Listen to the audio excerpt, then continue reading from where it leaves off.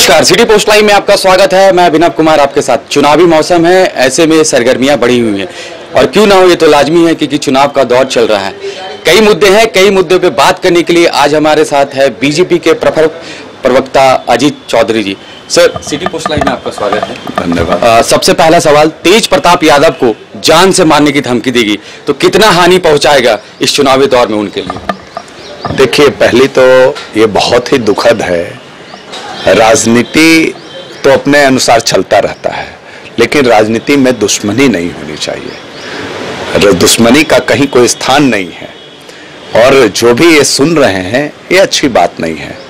तो तेज प्रताप जी को जिसके साथ जो हो रहा है वो निश्चित तौर पे अपने परिवार में वो अपनी लड़ाई एक लड़ रहे हैं। चुनौती है एक उनके अपने परिवार के अंदर और ये बड़ा ही मतलब एक तरस आता है कि एक अपने ही घर के अंदर एक बड़े बेटे को लड़ना पड़ रहा है। जबकि होता यह है कि जो परिवार में जो एक दिया जाता है, आज तो उनका परिवार तो एक तरह से परिवार नहीं, एक कंपनी के तरह चल रहा है, तो उनका एक बड़े बेटे के नाते उसका तो अधिकार पहले उत्तराधिकारी के तौर पे उन्हीं का बनता है, लेकिन उसको पूरे परिवार के लोग मिल करके दबा रहे हैं और उसको अलग थलग कर रहे हैं, जो उनसे देखा नहीं जा रहा है। इसलिए वो खुल करके सामने आ गए हैं, विरोध कर रहे हैं अपनी पार्टी के अंदर। और निश्चित तौर पे बीजेपी का इसका कोई इस पे लेना देना नहीं है और बीजेपी अपने ही विचारधारा, विकास और राष्ट्रवाद के मुद्दे पे जनता के बीच है, इसलिए बीजेपी को कहीं कोई दिक्कत नहीं है। बीजेपी 40 को 40 सीट जीतने वाली है। तेजस्वी यादव जी ट्वीट करते हैं और लिखते हैं कि नीतीश जी कोमा में चले गए। इसको किस रूप में देखते हैं? देखिए, मुझे लगता है कि जैसे जैसे चुनाव के दिन और वोटिंग के दिन नजदीक आएंगे तो ये जो ट्वीट है उनका बदल जाएगा और मुझे लगता है कि जो 23 मई को जो रिजल्ट आएगा, मुझे लगता है कि पूरे महागठबंधन के नेता जो है वो कोमा में चले जाएंगे।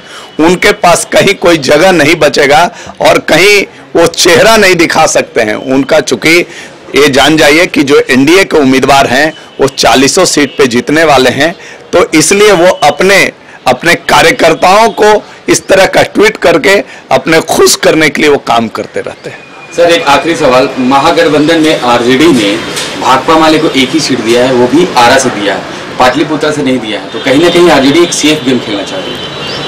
देखिए, पहली बात तो क्या है कि आज के दिन में जो भारतीय कम्युनिस्ट पार्टी है और जो लेफ्ट विचारधारा और जो लेफ्ट पार्टियां हैं वो पूरे देश में कहीं नहीं है। लगभग उसकी पूरी जो है जड़ समाप्त हो चुकी है।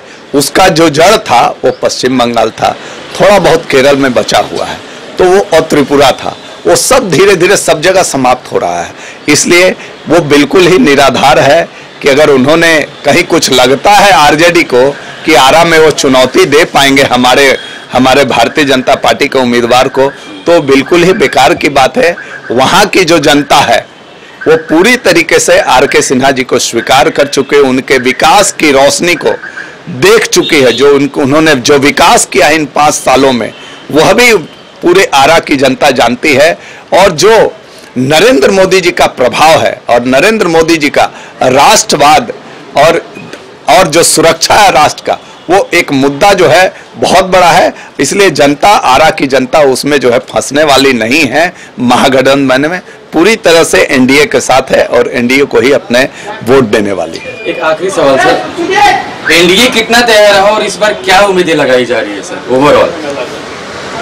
देखिए, हम जनता के बीच विकास और राष्ट्रीय सुरक्षा के मुद्दों को लेकर के जा रहे हैं। आदरणीय नरेंद्र मोदी जी के नेतृत्व में अनेकों योजनाएं जो चली और जो विकास हुआ है वो आज तक 70 सालों में वो विकास नहीं हुआ था। अगर आप कहें, गरीबों के लिए पूरा उन्होंने अपनी सरकार को समर्पित कर दिया। एक छोटा सा ऐसा उदाहरण, जब अभी आपने देखा होगा कुंभ में जब था, तो उन्होंने दलितों और जो पिछड़े और गरीब और सफाई कर्मचारी जिसको कोई सम्मान नहीं देता है, उन्होंने वैसे सफाई कर्मचारियों, दलितों, पिछड़ों का उन्होंने सम्मान किया। पैर धो करके उनका सम्मान किया। उन्होंने बता दिया कि गरीबों के प्रति उनका क्या सोच है और कितना प्रेम है। दलितों के लिए आयुष्मान भारत योजना, 5 लाख रुपए का स्वास्थ्य की गारंटी उन्होंने दी है। जनधन योजना, जो गरीब कभी बैंकों का चेहरा नहीं देखे थे, देश में 32 करोड़ जनधन योजना खुला। लोगों का पैसा, योजनाओं का लगभग 1,06,000 रुपया सीधा लोगों के खाते में जा रहा है। आज तक कभी ऐसा नहीं हुआ था। कोई 1 रुपया लूट नहीं सकता है गरीबों का। और इसलिए इस देश के गरीब और इस देश की जनता जानती है कि नरेंद्र मोदी जी ने इस देश के लिए क्या किया है, गरीबों के लिए क्या किया है। इसलिए कहीं कोई दिक्कत नहीं है। हम लोग पूरी तरीके से एकजुट हैं देश में और जनता एनडीए के साथ खड़ी है। ये थे अजीत चौधरी। अगर इनकी बातों में दम लगे आपको तो इस वीडियो को खूब शेयर कीजिए और इस चैनल पे नया है तो इस चैनल को सब्सक्राइब कर ले, बेल आइकन दबाना ना भूले ताकि सबसे पहले नोटिफिकेशन आपको मिले। आज आप अभी के लिए इतना ही और ताज़ा तरीन खबरों के लिए देखते रहिए सिटी पोस्ट लाइव, पढ़ते रहिए। आप वेबसाइट पे लॉगिन कर सकते हैं citypostlive.com। मुझे दीजिए इजाजत, नमस्कार।